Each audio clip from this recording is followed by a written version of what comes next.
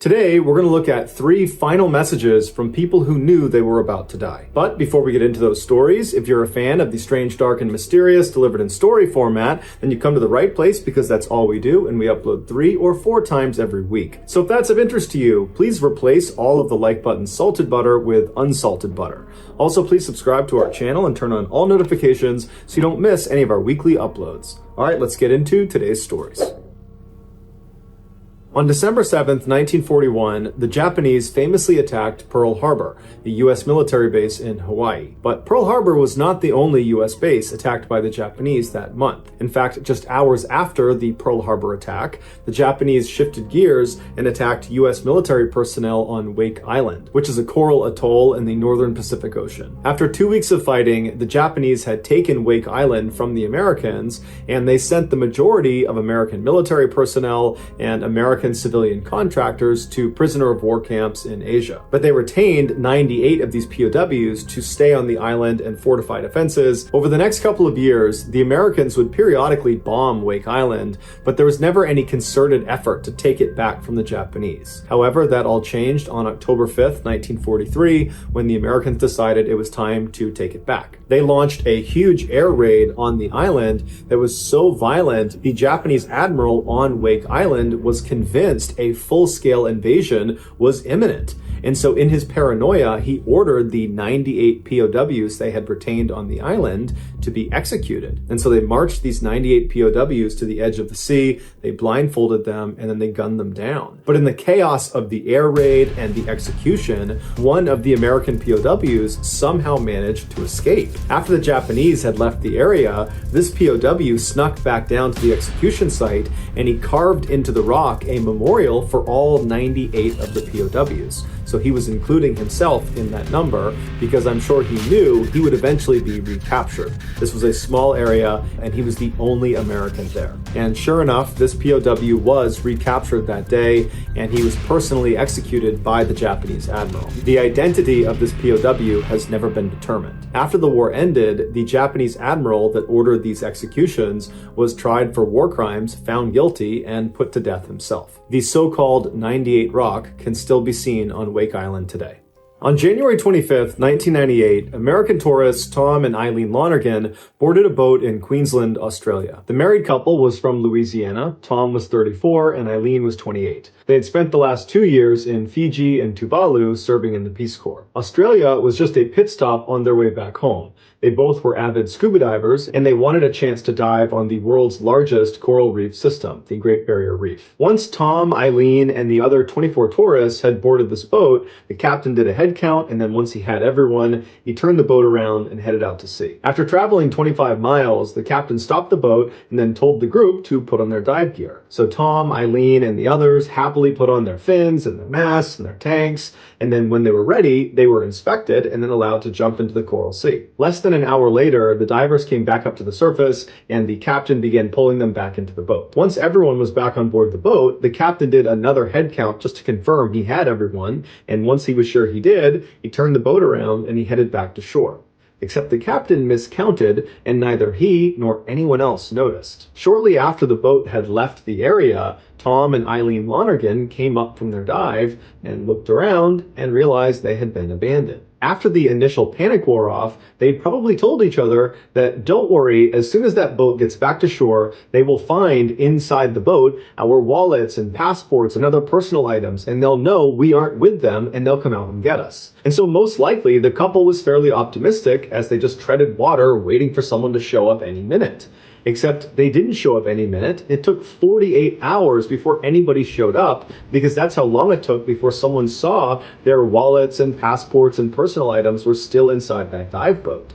And in those 48 hours, Tom and Eileen were exposed to intense summer heat, no fresh water, and sharks. When their personal effects were finally found, a huge search was launched for them, but there was no sign of them. A month later, a female wetsuit washed up on the shores of Australia, and it was the same size as Eileen's, and an expert analyzed it and said it had been floating in the water for about a month. so that lined up with when Tom and Eileen went missing. 5 months later, more diving equipment washed up on the shores of Australia. Among those items were life jackets with the Lonergan name stenciled on the back of them, as well as an air tank and a dive fin that belonged to Eileen. But the most disturbing thing that washed up on shore was the couple's diver's slate. A diver's slate is like a dry erase board that works underwater. On this slate was the Lonergan's final message. It said, "To anyone who can help us, we've been abandoned on Agincourt Reef. Please help us before we die. Please help." Above the message was a date. It was January 26th, 1998. So that would have been one day after they were abandoned at sea. So we know the couple was alive for at least 24 hours. But beyond that, no one knows what happened. Some say the pair staged their disappearance so they could start a new life somewhere, or so they could take their own lives. Others say they were devoured by sharks. Most experts believe they eventually became delirious from the dehydration, and that would have caused them to willingly take off their diving equipment, and without that equipment, they wouldn't have been buoyant, and so at some point they couldn't have continued treading water, and they would have drowned. But regardless of which theory is correct, Tom and Eileen have never been found.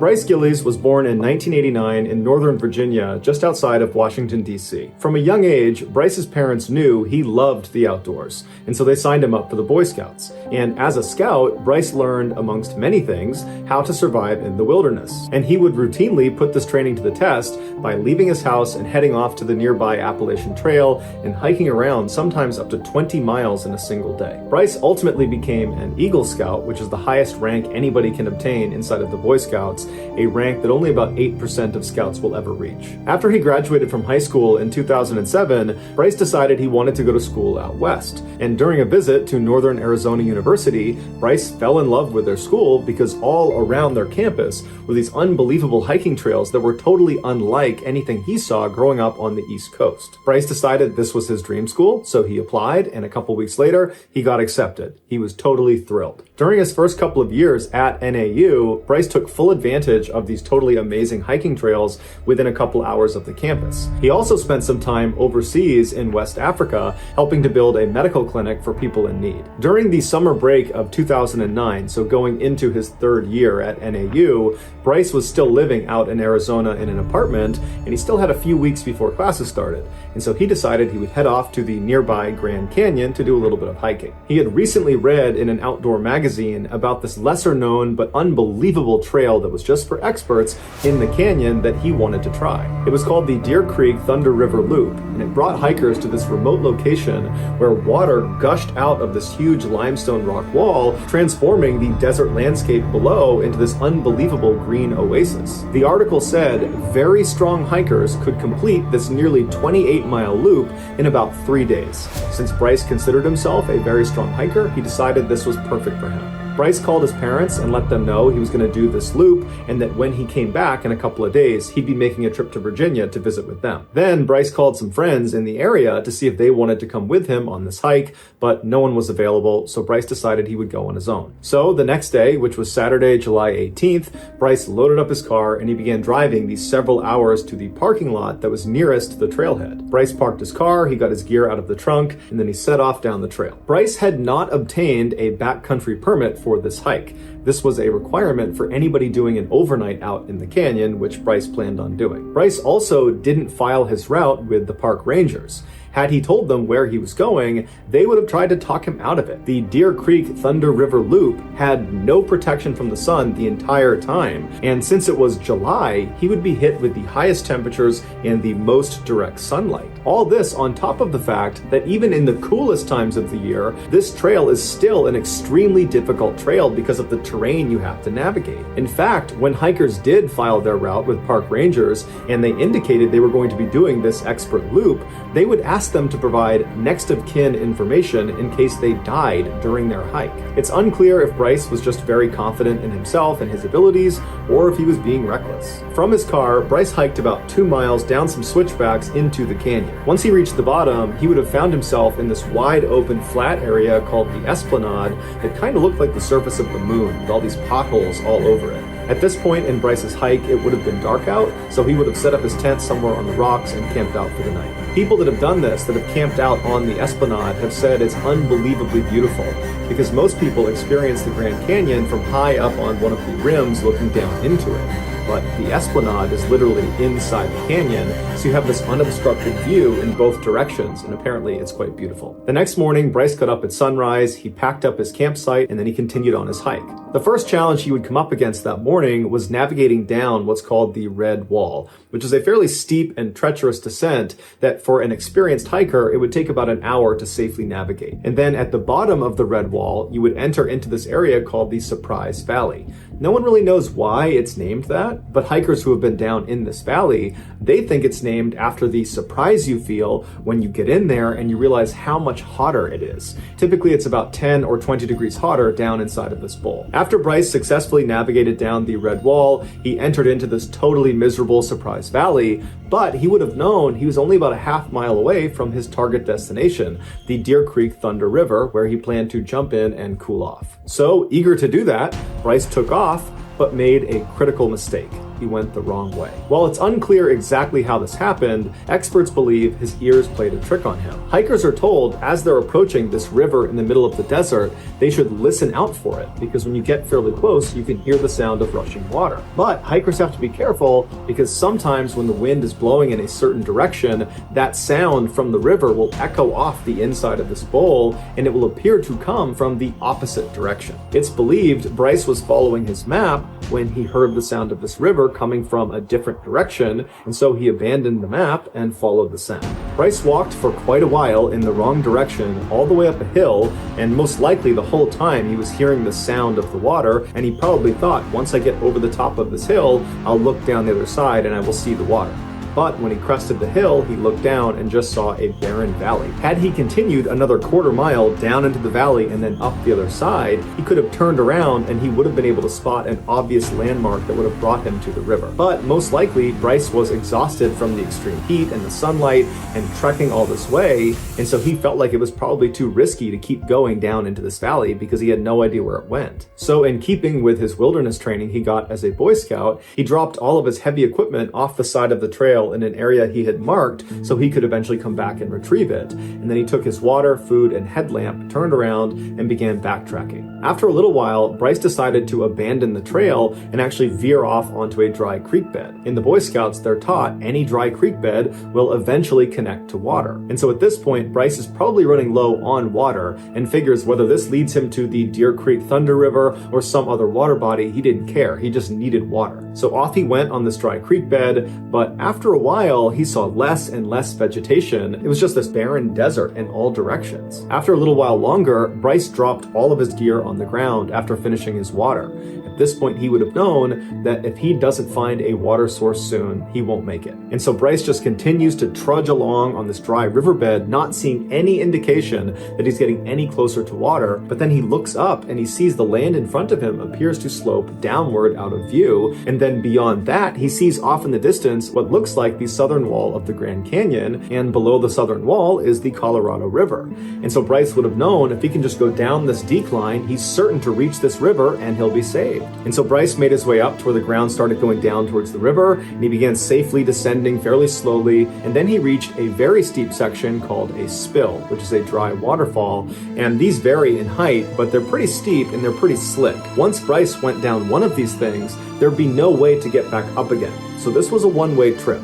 But Bryce was desperate. He knew his only chance was getting down to that Colorado River, which he could now see. And so Bryce scrambled down this first spill, and then he found another one, and he kept going down these spills, and they kept getting steeper and more challenging, and the temperature continued to rise as he went down deeper into this canyon. Finally, Bryce reached a spill that was very, very steep, and it was nearly vertical. But again, Bryce couldn't go back up the way he came. He had to keep going. So at some point, he threw himself off of the spill and he fell down 30 feet, but he lived. He stood up, he dusted himself off, and he continued walking forward. He walked past these boulders into this clearing, and right in front of him is the Colorado River. It's a half a mile straight down in front of him. But the only way to get to it was navigating another spill. And this spill was 80 feet tall and it was almost completely vertical. There was no way to survive that kind of fall. And Bryce couldn't just turn around and try to find an alternate route because this was a one-way trip. He could not climb back up the spills he had just come down to get there. And to his left and to his right were these steep canyon walls that kind of bordered the space he was in that had no handholds on them, so he couldn't climb them up or down. Bryce was trapped, and he knew it. The following Tuesday, when Bryce was supposed to be home in Virginia visiting his family, he didn't show up. So his family tried calling him, but they couldn't get through to him. It seemed like his phone was off, and so they called the authorities. A search party was sent out in the Grand Canyon to go look for Bryce, and on Saturday, July 25th, so this is 6 days after Bryce has found himself trapped on that ledge overlooking the river, a search party was on the Colorado River, and they happened to look up in the direction where Bryce had been, and they noticed what looked like a person, and so they got their climbing gear and they made their way up that spill onto this ledge, and they found Bryce. He was sitting up against a boulder, and he was deceased. He had died from heat stroke and dehydration. In his hand was his BlackBerry cell phone. It wouldn't have had any service inside of the canyon, but Bryce used it as a notepad to write a final message to his family and to his friends. In it, he writes, "Life is good whether it is long or short. I was fortunate to do much more than most people, and for that I am very thankful." His message also had some humor thrown into it. He said to his family that he was really thankful he had his BlackBerry phone because it would have been a lot harder to etch his final message into a rock. He also said that he didn't know what the afterlife held for him, he just hoped they had water. Then, with his phone's battery dying, he wrote one final sentence. "I feel like going into the wild is a calling we all feel. Some answer it, and some die for it." Then, shortly after writing that message, Bryce clutched his phone to his chest, and he passed away. He was just 20 years old. So that's going to do it, guys. If you found the secret in today's episode, let us know in the comments what it is and where you found it. And if you're the first person to do that, we will pin you at the top of the comments section. If you got something out of today's episode and you haven't done this already, please replace the like button's salted butter with unsalted butter. Also, please subscribe to our channel and turn on all notifications so you don't miss any of our weekly 3 or 4 video uploads. If you want to get in touch with me, you can direct message me on Instagram or on Twitter. My username for both platforms is the same. It's JohnBallen416. I also have a ton of content over on TikTok where my username is MrBallen's. I also have a second YouTube channel called MrBallen's Shorts where I post random short videos and lost episodes. If you have a story suggestion, please submit it to our subreddit just called Mr. Ballen. It's linked in the description below. So whether I see you on Instagram, Twitter, TikTok, Reddit, YouTube, or some combination, just know that I really appreciate your support, and until next time, that's going to do it. See you. Today, I'm going to share with you 3 progressively more disturbing stories, and at the end of each of them, I will share the photo that is famously associated with them. But before we get into today's stories, if you're a fan of the strange, dark, and mysterious delivered in story format, then you've come to the right place because that's all we do, and we upload 3 or 4 times every week. So if that's of interest to you, please hold the door for the like button, but open it way too early so the like button is forced to do a long hustle walk all the way to the door in order to be polite. Also, please subscribe to our channel and turn on all notifications so you don't miss any of our weekly uploads. All right, let's get into today's stories.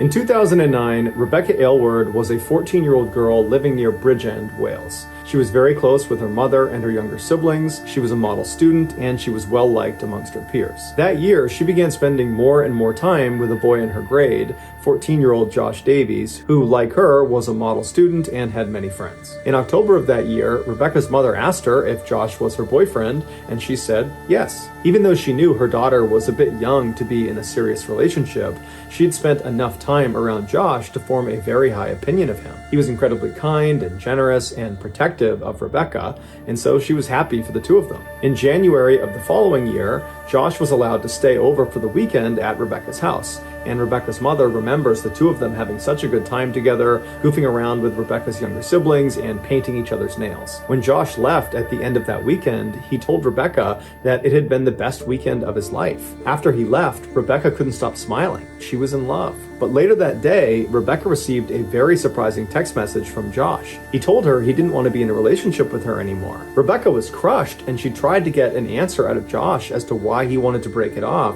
but he didn't give her one, and instead he began spreading horrible rumors about her at school, and then he went around to all of her friends and told them what a horrible person she was. And so for the rest of that school year, that's how it went. Josh just continued to mercilessly bully Rebecca for no reason. And then behind closed doors, Josh would tell his friends that he not only hated Rebecca, that he wanted to kill Rebecca. But none of his friends took it seriously. In fact, one of his friends even told Josh that if he ever killed Rebecca, he would buy him breakfast. Fast forward to the end of 2010 when the next school year began, and Josh's behavior completely changed. Suddenly, he was being nice and caring to Rebecca and showing a genuine interest in her. And Rebecca, even though this guy had abused her for the past better part of a year, she secretly still loved him, and so before long, she allowed him back into her life. About a month later, on the evening of October 22nd, Josh sent Rebecca a Facebook message asking her if she would meet him the following day in the woods near their home. This was a popular hangout spot for teens, and so to Rebecca, this constituted a date. This would be the first official date since their breakup nearly a year ago, and so Rebecca was excited and told him, sure, I'd love to go. And so the next day, Rebecca got up early to put on her makeup and to get ready and get dressed, and then after she was all dolled up, she said bye to her mom and she headed out to meet up with Josh. Shortly after she left, Rebecca's mom got a bad feeling about this meetup, and so she called her daughter and said, hey, stay on the phone with me until you see Josh. And so the two of them chatted until Rebecca made her way to the edge of the woods, and then she says to her mom, oh, I can see Josh, he's walking towards me, everything is totally fine, I love you and I'll see you later. After she hung up the phone, Joshua walked up to her, said hello, took her hand, and then walked her back into the woods. That morning, Josh had changed his profile picture on Facebook to be an image of the woods where they were having this meeting. And then also that morning, Josh had texted one of his friends and said, you'll be owing me that breakfast soon. And so Josh led Rebecca for quite a while deep into the woods until he came to a stop. And while they were stopped, Rebecca at some point turned to look at something, and with her back to Josh, Josh reached down, grabbed a very heavy rock, and proceeded to beat her to death. Afterwards, Josh called his friends to see what they were up to, and they asked him if he was still with Rebecca. And so Josh is standing over this poor girl's lifeless body, and he says to them, define with. Later that day, Josh brought his best friend into the woods and showed him Rebecca's body. And then less than 24 hours later, that friend would tell police what Josh had done. During Josh's trial, he was completely unfazed, completely emotionless, and was seen smiling for much of it. He said he didn't kill Rebecca, and in fact, he tried to place the blame on his best friend, but the jury saw through it, they found him guilty, and he was ultimately sentenced to 14 years in prison. To this day, no one knows for sure why Josh killed Rebecca. The only concrete motive anybody can point to is that one of Josh's friends offered him breakfast if he went through with the killing. Here is a photo of Josh with Rebecca shortly before he killed her.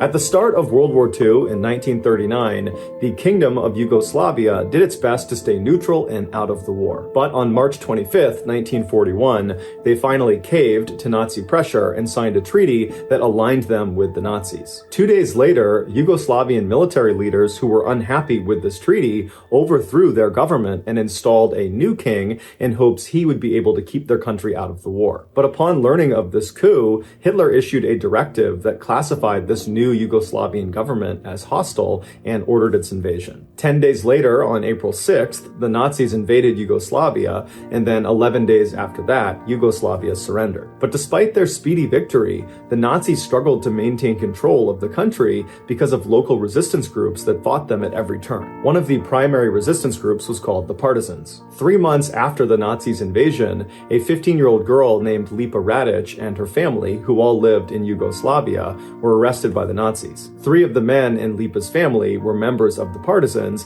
and so had attracted Nazi attention. 20 days later, as the family still sat in jail wondering what the Nazis were going to do to them, undercover partisans broke into the prison and freed them. After getting back home, Lipa, who was totally inspired by the bravery of these partisan warriors, she immediately joined their group. As a partisan, Lipa would serve as a nurse on the front lines, treating and evacuating the wounded, and then at night, she would participate in direct combat against the Nazis. By 1943, when Lipa was just 17 years old, she had become a very hardened warrior. In February of that year, Lipa was leading a rescue effort of all these women and children, and she was walking them up a mountainside to a partisan camp when the Nazis came out of nowhere and surrounded them on all four sides. And Lipa, who refused to surrender, expended all of her ammunition defending these women and children until she was eventually captured. The Nazis moved Lipa to a nearby village where they viciously interrogated her, demanding that she give up the names and locations of her partisan comrades, but Lipa refused. After 3 more days of unsuccessfully trying to get Lipa to give up information, the Nazis grew frustrated and sentenced her to death. And so later that day, Lipa was marched out to a tree situated next to a train station, and hanging down from one of the branches was a noose, and under the noose was a table. With her hands tied behind her back and only wool socks on her feet, the 17-year-old girl calmly climbed up onto the table and stared down at the crowd. As the noose was being tied around her neck, the Nazi commander gave Lipa one more chance to give up information about her partisan comrades, and if she did that, they would spare her life. The Nazis had brought out a cameraman to document this execution because their plan was they would distribute the pictures all over the country to scare the partisans into submission, that this is what happens if we catch partisans. And so with the cameras flashing away, Lipa famously turned to face this Nazi commander and glared at him and said, "Those who you're asking about will reveal themselves when they wipe out all of you evildoers to the last man." After this, Lipa was hanged. The pictures of her execution were indeed distributed all around the country, but there was no context or story. It was just some partisan being executed by the Nazis. But eventually, Lipa's story about her defiance and her famous last words found their way into the partisan camp, and suddenly those images of her execution took on brand new meaning. They no longer inspired fear like the Nazis were hoping. They inspired courage and pride and a will to keep fighting. When the Nazis discovered this is what that picture now represented, they tried to destroy all of these pictures, but it was too late. Lipa had already become a national hero. Following her death, the partisans continued to fight the Nazis and eventually helped to defeat them. After the war was over, the partisans were recognized as one of the most effective guerrilla forces in the entire war. On December 20th, 1951, Lipa was posthumously awarded the second highest military award in Yugoslavia, called the Order of the National Hero. Here is the photo of Lipa glaring at that Nazi commander after she's just told him her comrades are going to kill him.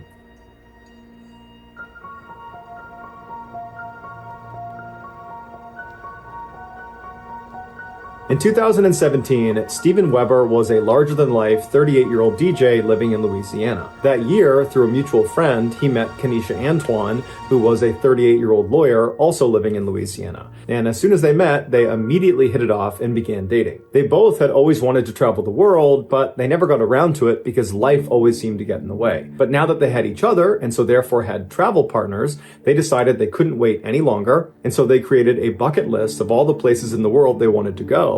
And then over the next couple of years, they began checking places off their list. In 2019, when Kenesha was going to turn 40, they decided they needed to go somewhere really special to celebrate. And so they checked their bucket list to see where they hadn't gone yet, and they ultimately settled on going to East Africa because there was a resort there they had always wanted to stay in. It was called the Pemba Resort, and it was famous for their underwater room. They literally have a 2-story cabin floating 300 meters off the coast. Its main floor is at surface level. It's got a beautiful couch that looks out over the water, and you can take the stairs up to the roof of the main floor where there's another couch and you can stargaze and look out 360 degrees, and there's no other cabins out on the water. You're completely isolated. And then if you go back down to the main floor, there is a ladder that goes straight down 10 meters into the master bedroom, and it's completely underwater. All 4 walls have these huge windows that look out directly into the beautiful Indian Ocean. To stay in this cabin for one night costs $1,700, and so Steven and Kenesha decided they would only splurge on it for one night at the end of their Africa trip. So in September of that year, the couple flew out to Africa, and for over a week, they enjoyed sightseeing and going on safaris and eating nice food, and then at the end of their trip, it was time to head out to the underwater room. So they got to the Pemba Resort on the mainland, they checked in, and then they loaded into a boat and were brought out 300 meters to their actual cabin out on the water. And then after the boat left them there, Kenesha got out her phone and began filming. And she filmed as the two walked around and they looked at the amazing view. They went onto the roof and they're looking all around and they're laughing because it's so unbelievably beautiful. And then at some point they make their way down that ladder down into the master bedroom underwater. And the two just can't stop laughing because it was so bizarre and just so incredible being down there. There were fish that were coming up to the glass and just staring at them. They just couldn't believe what they were seeing. And then at some point, Stephen makes a joke that a shark was coming, and Kenesha turns around and then sarcastically laughs at him and says, "Oh, okay, haha, yeah, shark." And then she turns off the recording. A little while later, Stephen leaves Kenesha in the master bedroom and he goes upstairs and he puts on fins and then hops in the water. Kenesha, who's still down in the master bedroom, is surprised when she sees her boyfriend on the other side of the glass, out in the Indian Ocean. And so Kenesha just grabs her phone and starts filming him because she knows he's up to something. And then at some point, Stephen pulls out a plastic bag with a handwritten note inside of it and he presses it up against the glass so she can see what it says. And so Kenesha zooms in on the note, and you can tell from the tone in her voice, she really doesn't know what he's doing, but then there's a pause in the video as she's reading the note. And the note says, "I can't hold my breath long enough to tell you everything I love about you, but everything I love about you, I love more and more every day. Will you please be my wife? Marry me." Kenesha is so astounded at this proposal. You can tell she's almost crying, she's so excited. And so as she just continues to film him, Stephen pulls out a ring and he holds it up to the glass. And now at this point, Kenesha is just beside herself. She couldn't be happier. And so Stephen closes the ring box, he grabs the letter, and he swims up out of view back to the surface. And Kenesha turns off the recording, turns around, runs to the ladder, and climbs up to the main floor to give Stephen her answer that yes, she would marry him. But when she got up there, she looked around and Stephen wasn't up there. And so she's yelling for him, she's looking around, waiting for him to show up, but he's not. And so she runs up onto the roof of the main structure to get a better look around to see where he went. But when she got up there, she looked down and there's nothing but ocean. There's no sign of Stephen anywhere. And so starting to panic, she runs back down to the main floor at surface level, and now she's frantically yelling for Stephen, yelling for him to come up to the surface. Where is he? Where are you? But there's no response. Kenesha is all alone out in this cabin in the middle of the ocean. She has no way to contact anyone on the mainland, and so she has no idea what to do. She doesn't know if she should just jump in the water to go looking for him. She doesn't know if he's maybe playing a joke on her. She just doesn't know what's happening. And so she just reflexively begins screaming out for help, hoping that somebody will hear her and come help her find Stephen. And after a little while, some boaters not too far away hear her yelling out for help. They come over and they, along with Kenesha, begin looking, and they ultimately find Stephen. But by the time they found him, it was too late.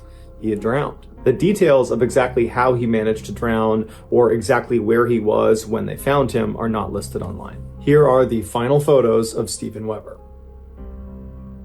So that's going to do it, guys. If you found the secret in today's episode, let us know in the comments what it is and where you found it. So give us the timestamp. And if you're the first to do that, we'll pin you at the top of the comments section. If you got something out of today's video and you haven't done this already, please hold the door for the like button, but open it way too early so the like button has to do a long walk run up to the door just to be polite. Also, please subscribe to our channel and turn on all notifications so you don't miss any of our weekly 3 or 4 video uploads. If you want to get in touch with me, you can direct message me on Instagram or on Twitter. My username for both platforms is the same. It's JohnBallen416. I also have a ton of content over on TikTok where my username is MrBallen. I also have a second YouTube channel called MrBallen Shorts where I post random short videos and lost episodes. If you have a story suggestion, please submit it to our subreddit just called MrBallen. It's linked in the description below. So whether I see you on Twitter, Instagram, TikTok, Reddit, YouTube, or some combination, just know that I really appreciate your support, and until next time, that's going to do it. See you. Today, we're going to look at 3 places you can't go and people who went there anyways. But before we get into today's stories, if you're a fan of the strange, dark, and mysterious delivered in story format, then you've come to the right place because that's all we do, and we upload 3 or 4 times every week. So if that's of interest to you, politely ask the like button to give you a ride home, but instead of sitting in the front seat, sit directly behind them, and then proceed to violently kick the back of their seat the entire ride, periodically asking if you're there yet. Also, please subscribe to our channel and turn on all notifications so you don't miss any of our weekly uploads. All right, let's get into today's stories.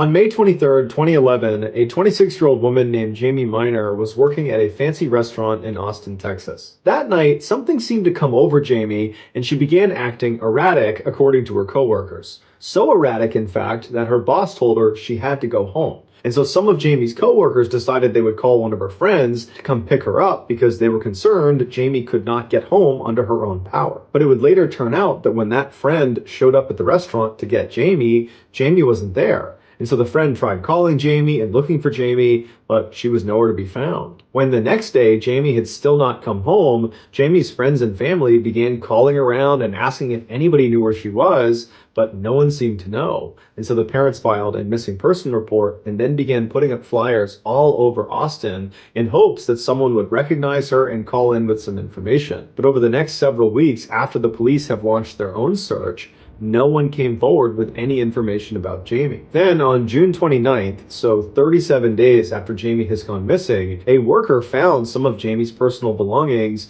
inside of a parking garage about a half-mile away from Jamie's restaurant. This discovery prompted police to pull the surveillance footage not only from the parking garage, but from neighboring businesses. And what they saw on all of this footage was on the night Jamie was supposed to be getting picked up by her friend, she instead shows up on camera trying to get in the side door of a steakhouse located right next to that parking garage. The steakhouse was called Perry's, and Jamie used to work there. So Jamie tries the side door, it doesn't work, so she makes her way into the parking garage and tries a door on the back of the restaurant, but that also doesn't work. Then, for reasons no one fully understands, Jamie made her way up to the third floor of this parking garage where she managed to pull off the cover to this huge air duct and then climbed inside. This air duct did eventually connect down to the steakhouse Perry's on the first floor, but in order to get down there, you would need to navigate these very tight and steep sections of pipe, and the inside of this air duct gets to be over 115 degrees Fahrenheit. The security footage only showed Jamie climbing into the duct. They didn't have footage of her leaving the duct. So the police made their way over to Perry's and this parking garage,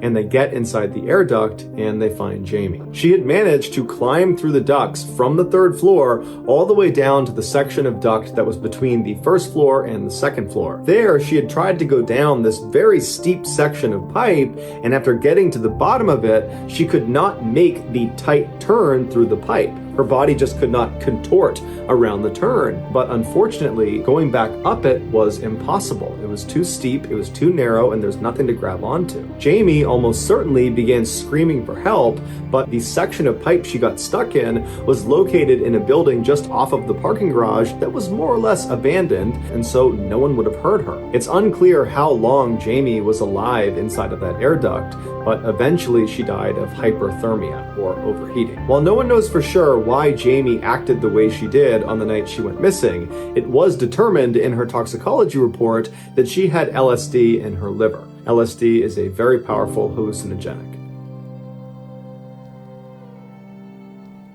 During a busy 2009 weekend on a popular river in Florida, two boats collided. Within minutes, one of them, a 40-foot-long pleasure craft, had sank.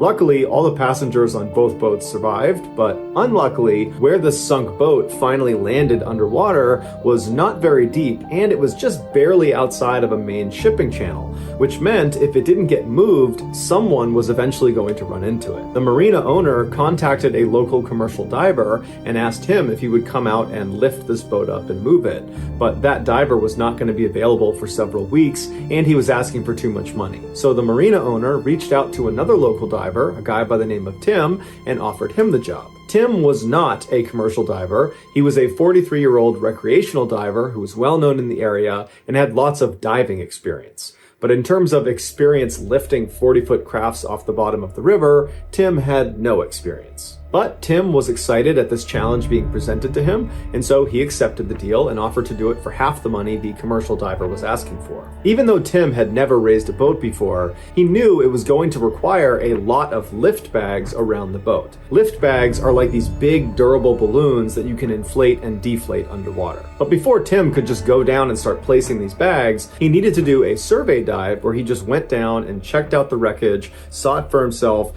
and figured out how many lift bags he would would need and where he would place them. So on September 12th, Tim threw all of his dive gear into his truck, he left the marina and drove over to a parking lot that butted up against the shipping channel. Tim hopped out, leaving his gear in the truck. He walked down to the edge of the riverbank and he scanned out across the river looking for the buoy that the marina owner had told him was out there, designating where the shipwreck was. Once he found it and saw that it was not very far from where he was, he just walked back up to his truck, grabbed his gear, came back down to the water's edge. He jocked up, then hopped in the water and swam out to the buoy. Once he was there, he placed his diver down flag on the buoy. This is a flag that signifies to anybody in the area that there is a diver below them, and then he made his descent. Tim didn't expect to be underwater for very long, and because he was a very experienced diver, he probably thought this dive was going to be extremely routine. And so for those reasons, he had elected not to bring a dive partner with him.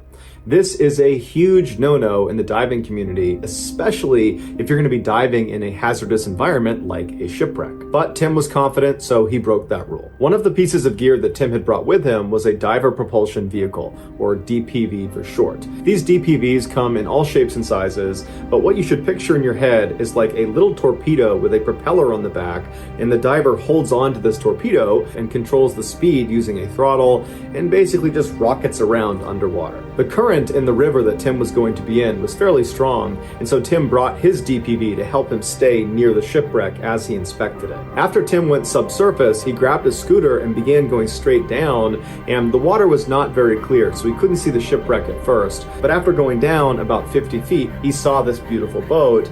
It was perched on its side on this fairly steep embankment with its nose pointing in the direction the current was flowing. Right away, Tim got to work swimming around the shipwreck, looking for different points on the boat where he could attach lift bags and marking those locations on his diver slate, which is like a dry erase board. But after going around the boat several times, Tim had not seen the actual impact site on the side of the boat that caused it to sink in the first place, and he wondered if it was hidden on the side of the boat that was laying in the sand. And so Tim decided he wanted to go down and have a look, and so he went down to where the sand met the boat, but as soon as he got down there, he kicked up all the mud and the sand, and it killed his visibility. And so he grabbed onto the side of the boat, and he picked up his DPV and turned it on with the propellers pointed back towards where the mud and the sand was, and he kind of used the propellers of the DPV like a leaf blower and blew the mud and sand out of his field of vision. And it worked great, but he couldn't see the impact site. And so he got underneath the boat and got closer and closer to where the actual metal of the boat was pressing up against the sand and just continued to blow away the mud and sand to get a better look, when all of a sudden the ship lurched forward and came to a stop on Tim's legs. He couldn't move, he was totally trapped. When Tim had used his DPV to clear away the mud and sand, he had also blown away some of the mud and sand that was keeping the boat from sliding farther down the embankment. And so when it got blown away, the boat became unsteady and it came to rest on top of Tim. When Tim was not able to pull his legs out from under this incredibly heavy boat, he most likely used the DPV to continue to erode the mud and sand around the boat to try to get it to continue to slide down off of his legs. But he wasn't able to do that because the boat was basically wedged up against his legs. Tim's legs were the thing keeping the boat from sliding any farther. And because Tim did not bring a dive partner, there was literally no one there to save him. And even though he had told the marina owner that he was going out to survey the wreck, he had not given his timeline, so no one was expecting him. And so he would have realized very quickly that there was virtually nothing he could do but wait to die. Several hours later, someone on the surface noticed Tim's diver down flag on that buoy and called in the authorities. When the fire department's dive team went down to the wreckage, they found Tim. He was still trapped underneath the boat. He had run out of air and he had drowned. From a young age, Carrie O'Connor had an intense love of learning. When she learned how to read, her parents had to bribe her to get her to put her book down so she would go outside and play with the other kids. While Carrie loved to learn about all things, her favorite subject was French culture. And so she began devouring all things French, and then in middle school, she began studying the language, and by high school, she was nearly fluent and taking college-level French courses. Carrie would go on to earn several degrees in French, including a PhD. And in 2019, she put that PhD to use when she was offered a full-time professor professorship at Boston University. She eagerly accepted the role. After her first full year at BU, she decided it was time to get an apartment that was closer to campus. So, in August of 2020, shortly after Carrie's 38th birthday, she, along with her 2 beloved cats, moved just 10 minutes away from Boston University into an old apartment building on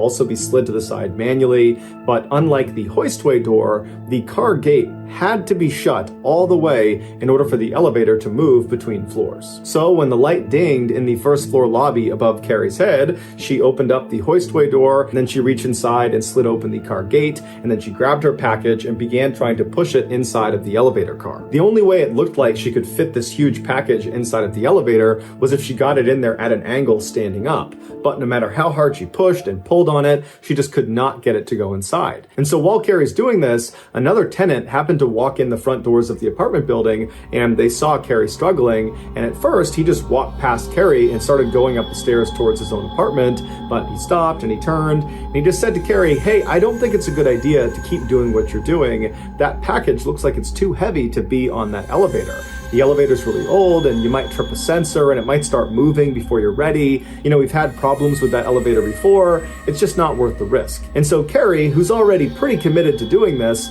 she hesitates for a second and just kind of looks at her package. Then she looks up at the guy and says, "You know what? I'm just going to try one more time to get it inside the elevator." And so Carrie goes back to trying to get it on, and this other tenant hesitates for a second and then decides, okay, I'll help her do it. And so he goes down and he holds open the hoistway door with his hand, and Carrie goes inside of the elevator car and she uses her hip to keep open the car gate. And the two of them begin pushing and pulling, and finally they're able to wedge this package at an angle inside of the elevator car. And so Carrie thanks the guy and he says no problem. He turns and walks up the stairs and he disappears. Once he was gone, Carrie didn't press any of the floor buttons. Instead, she tried to close the car gate over the top of her package.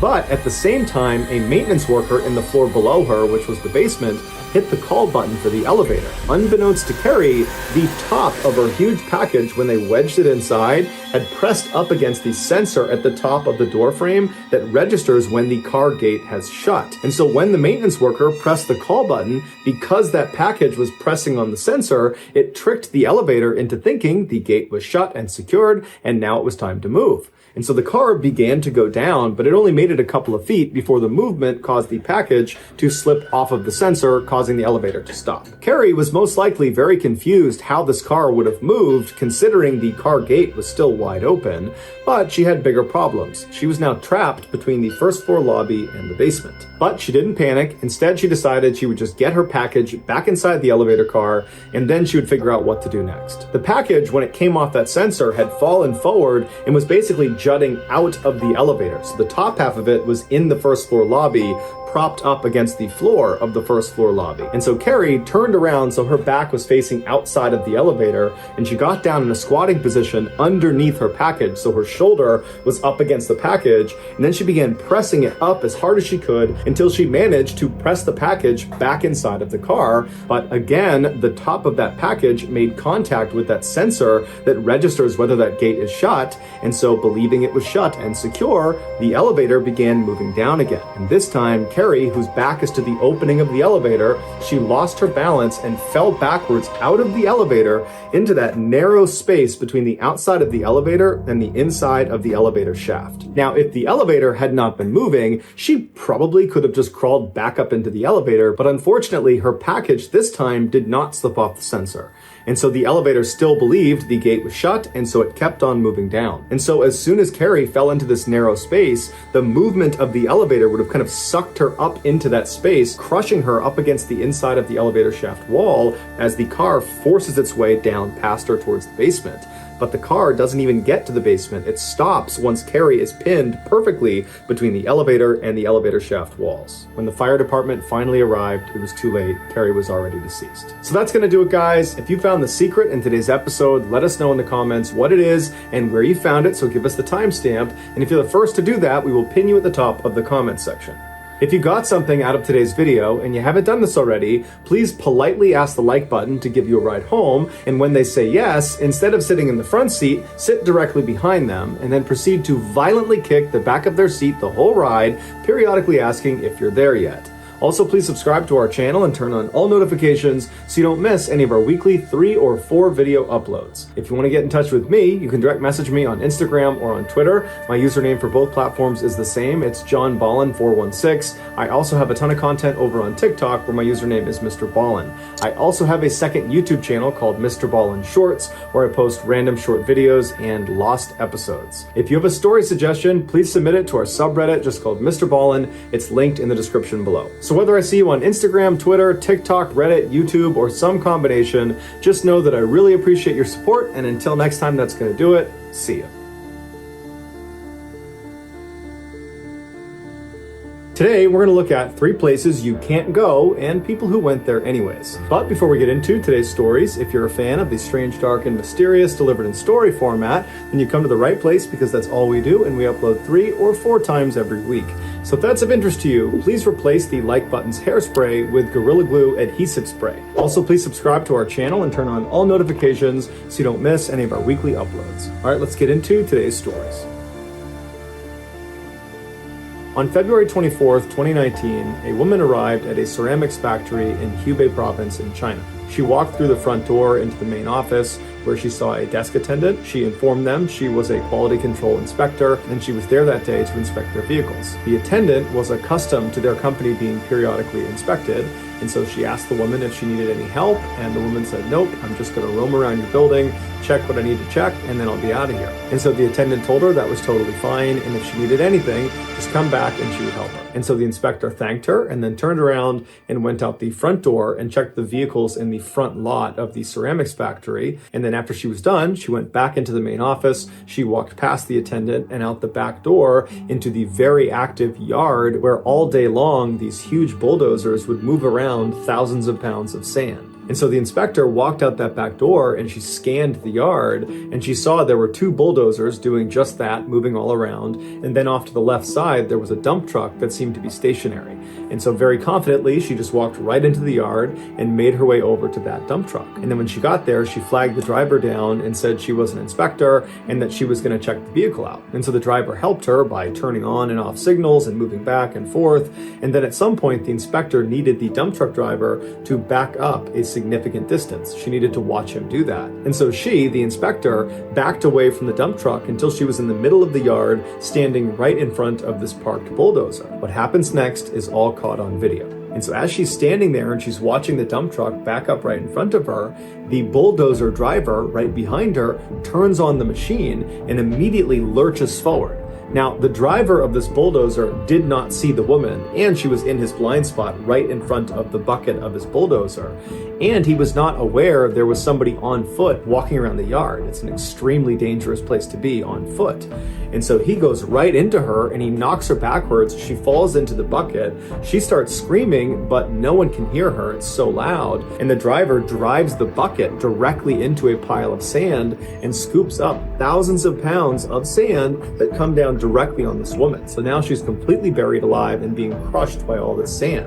And then the driver, completely oblivious, lifts the bucket up, turns around, and drives across the yard and dumps the sand and the woman into a vibrating sand crusher. The vibrating sand crusher is exactly what it sounds like. It pulverizes bits of rock and stone and grinds them down into a very fine powder. The machines come in various shapes and sizes, but this one inside of this ceramics factory was a top-loaded version, and it basically looked like a big dumpster with this big opening at the top. And so these bulldozer drivers would take these clumps of sand and they would dump it in this opening at the top of this bin. And then once they dumped their sand into the opening, the machine would vibrate, causing the sand to filter its way down towards the bottom of the machine, where there were these big, vicious metal claws that constantly smashed together and would just completely obliterate anything that passed through them. In the video, when the driver dumps his bucket load into the sand crusher, you can actually see the woman falling in, but then she immediately jumps into action and begins trying to pull herself up and out of this pile. And at some point, she gets most of her upper body out,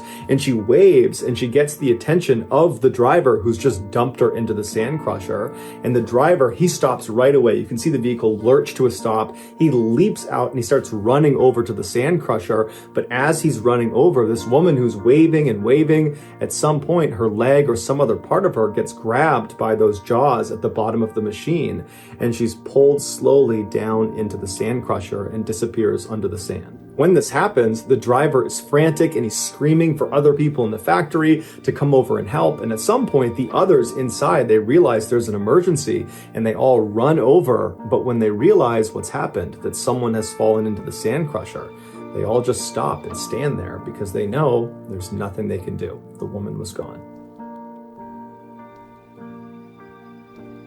In June of 2015, 45-year-old James Young landed his dream job. For the last several years, James had been a 5th grade teacher in East Canton, Ohio, teaching special education. And while he loved his job and he loved the kids he worked with, he had always had his eye on becoming a guidance counselor for high school students. In 1988, James had actually graduated from East Canton, Ohio High School, and ever since his graduation, he had wanted to come back to the school and help the next generation of East Canton students prepare for their lives as adults. And a guidance counselor was designed to do just that. James had applied for the job before, but every time he applied, they would tell him that while he was qualified, there just wasn't a spot open for him. However, at the end of that school year, he was told a guidance counselor spot had opened up at the high school and the job was his if he wanted it. And so, of course, James said, yes, I'll take the job. And immediately he told his mother about this amazing news. And his mother, who lived only a block away from him in East Canton, Ohio, would say that her son was so ecstatic about the job that normally when summer break was coming up, he would really look forward to that time off from school. But now that he had this new job to look forward to, he was already anxious for the summer to be over. James was a single man, but he was not lonely. He had a number of very close, lifelong friends that he would spend virtually all of his off time with.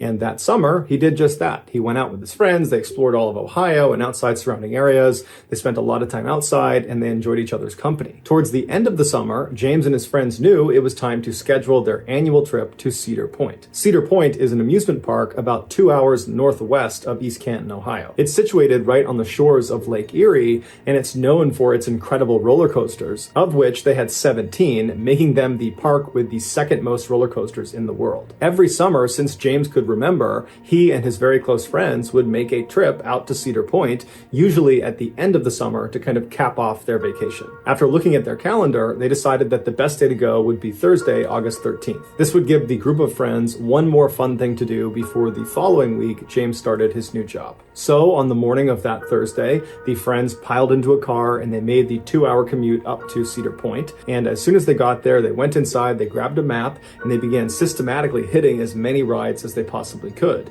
And so by 4:30 p.m., they were totally exhausted. They'd been on virtually every ride. And so they were about to call it a day when James and his friends decide, hey, let's go on one more ride before we pack it in. And so they pull out their map and they're looking, and they realize they haven't gone on one of their favorite rides. It was called the Raptor. The Raptor was not Cedar Point's biggest roller coaster, but it was their fastest. It would reach a top speed of 57 miles per hour. Passengers are seated 4 across with their feet dangling below them in these suspended chairs with the big harness that comes down. And then once the ride starts, they're brought slowly up this 137-foot hill, and then at the top they pause before being dropped down into this nearly 4,000-foot long track that spins them upside down 6 different times. So James and his friends, they closed up their map and they ran their way over to the Raptor. They got in line, and by 4:50 p.m., they had made it to the front of the line. They got into their seats, their harness came down, and then the ride started. And they were pulled up to the top of the hill, they paused, and then they were launched down the track. And for 2 minutes, they zipped and zagged and looped-de-looped all through this track. And then it was just suddenly over. And the friends had a great time on the ride. Except James realized about halfway through the ride, when they were upside down, his phone and wallet had come out of his pockets. And he actually saw them fall down towards the ground, and although he didn't see exactly where they landed, he had a pretty good idea of where they were. And so after they got off the ride, the friends were kind of talking about how much fun it was, and James said to them, "Hey, I lost my cell phone and wallet. Will you guys come with me while I go look for them?" And so the friends agreed. They left the Raptor station, and they walked down the paved path until they were in front of this fence that said no trespassing. And so James gets up to the fence, and he's looking inside of this fenced-in area, and he sees right in the middle of this restricted area is his phone and his wallet. And before James's friends could tell him not to do this, he had climbed over the fence and entered into this restricted area. He ran over to his phone and his wallet, he picked it up, and then when he stood back up again, the next wave of Raptor riders came blazing through the area, and the underside, the steel underside of the ride, hit James right in the back of the head. He never saw it coming. It threw him forward, he landed on his face, and immediately the park officials saw this happen. They stopped the ride, but the riders on board the Raptor, they didn't know what was going on. And so they're stopped on the ride, they're looking down and they hear people screaming, and they look down and they see there's this man, James, lying face down on the ground with blood pooling around his head. The fence James had climbed over was there specifically to keep visitors from getting too close to this one low point in the Raptor ride where the ride can come through and it can hit you. And so medical workers, they rush over, they hop over the fence, they get to James, but it was too late. He was pronounced dead at the scene. That day, Cedar Park was put under investigation for James's death, but after reviewing the footage and talking to witnesses, the investigation was closed and they determined that the park was not at fault. James, despite being a very intelligent and sensible man, had a brief lapse in judgment, and it unfortunately cost him his life. Today, Cedar Park is still open for business and the Raptor ride is still operational. On August 14th, 2012, Celestino Cervantes picked up 28-year-old Victor Diaz for work. Celestino was an expert roofer, and he had just hired Victor to come on his crew and help him with a particular job. This was going to be Victor's first day as a roofer, but for the past 10 years he had worked in construction, so he was familiar with the operation. The two men arrived at their job site in San Antonio, Texas around 8 a.m. that morning. They were in charge of putting a new roof on a 115-year-old building that was being redeveloped into a fancy steakhouse. Until 2001, this building had been used by a brewing company to house their enormous boilers. As such, this building was referred to as the boiler house. Protruding from the boiler house roof was this large metal duct that was 15 feet long and almost looked like a covered walkway, and it connected to the side of this huge smokestack. This duct and smokestack used to be how the built-up condensation inside the boiler house was able to travel up and out of the building. When the two roofers got out of their truck, Celestino told Victor to take his tools and make his way up to the roof of the boiler house and get to work, and that he had a few things he had to do down on the ground floor, but he would be up to check on him in a little bit. Celestino turned around and was fiddling with his equipment inside of the truck, while Victor made his way into the building and out of sight. An hour and a half later, Celestino went up to the roof to check on Victor, but he couldn't find Victor anywhere, and he couldn't find his tools anywhere. So Celestino went back down into the main section of this building where other contractors that were working on this renovation were, and he began asking them, "Hey, have you seen this guy, Victor? He works with me, I can't find him," and no one had seen him. And so Celestino's thinking to himself, well, I guess Victor must have left. But that didn't really make any sense because Victor didn't have a vehicle and he didn't live nearby. But Celestino's thinking, you know what, maybe somebody came and picked him up. Now, unfortunately, Victor did not carry a cell phone, so nobody had any way of getting directly in contact with him. So Celestino leaves the building and he calls Victor's brother and he asks him, have you seen Victor? Do you know where he might have gone? And Victor's brother says, no, I haven't seen him since this morning when he left with you. So Victor's brother began calling around to friends and family and asked them if they had seen Victor, but nobody knew where he was. So for the rest of the day, Celestino and the rest of Victor's friends and family, they went out looking for Victor at the job site and around the surrounding areas, but there was just no sign of him. And so that night, Victor's brother went to the police to file a missing person report.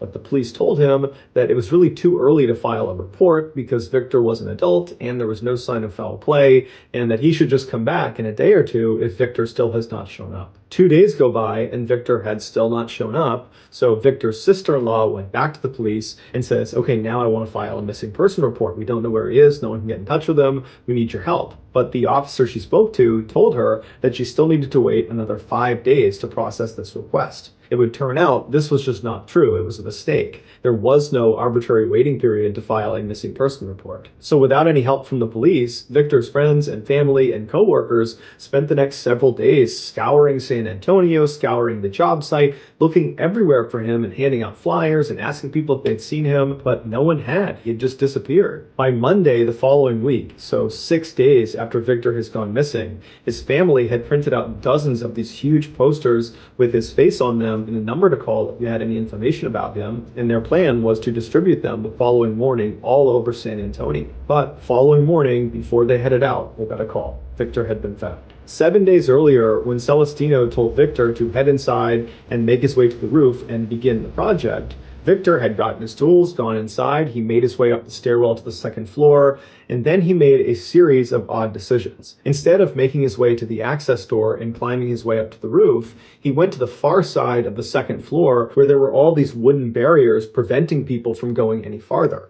He climbed over all these barriers and he reached the entrance to that huge duct where the condensation used to go. And so from his perspective, he would have been looking into this duct and it would have been completely pitch black because it connected to that smokestack and the smokestack was totally sealed off. But despite not having any idea where this tunnel goes and it clearly not being the place Celestino told him to go, Victor decides to just get into this tunnel, which required bending over because it was only 4 feet tall and 5 feet wide.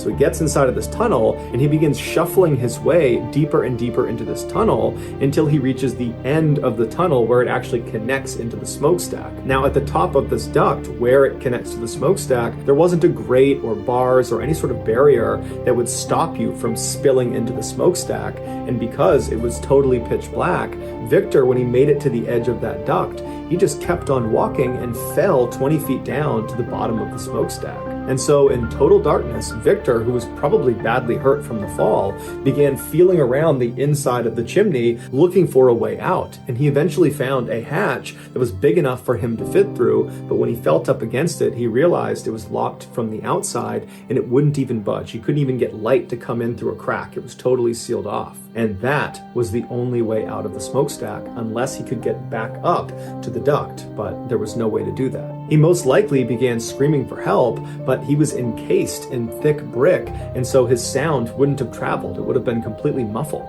Plus, the smokestack was fairly far away from the job site, which was very noisy as it is, and so there was just no way they could have heard him, and the smokestack and the duct were not part of the renovation, and so there was absolutely no foot traffic over around the smokestack. He was completely alone, no one knew he was there, and there was no way out. 7 days after Victor fell into the smokestack, workers over at the job site, they noticed this huge swarm of flies over around the base of the smokestack. There were so many flies over there, they decided they had to go investigate. And so as they walked closer and closer to the smokestack, they were hit with this overwhelming stench of death and decay. And then when they got to the smokestack, they could see the flies were centralized on that hatch at the bottom. And so they cut the lock, they opened it up, and inside they found Victor's body. And they saw his hands were badly bloodied and bruised, and they were pressed up against the inside of the hatch, indicating in his final moments he was desperately trying to open that hatch and save himself, but there was just no way to do that. Although no one knows this for sure, it's believed Victor confused the condensation duct with the access point to the roof. So that's gonna do it, guys. If you found the secret in today's video, let us know in the comments what it is and where you found it, so give us the timestamp. And if you're the first to do that, we'll pin you at the top of the comment section. If you got something out of today's video and you haven't done this already, please replace the like button's hairspray with Gorilla Glue adhesive spray. Also, please subscribe to our channel and turn on all notifications so you don't miss any of our weekly 3 or 4 video uploads. If you want to get in touch with me, you can direct message me on Instagram or on Twitter. My username for both platforms is the same. It's JohnBallen416. I also have a ton of content over on TikTok where my username is MrBallen. I also have a second YouTube channel called MrBallen Shorts where I post random short videos and lost episodes. If you have a story suggestion, please submit it to our subreddit just called MrBallen. It's linked in the description below. So whether I see you on Instagram, Twitter, TikTok, Reddit, YouTube, or some combination, just know that I really appreciate your support, and until next time, that's going to do it. See ya.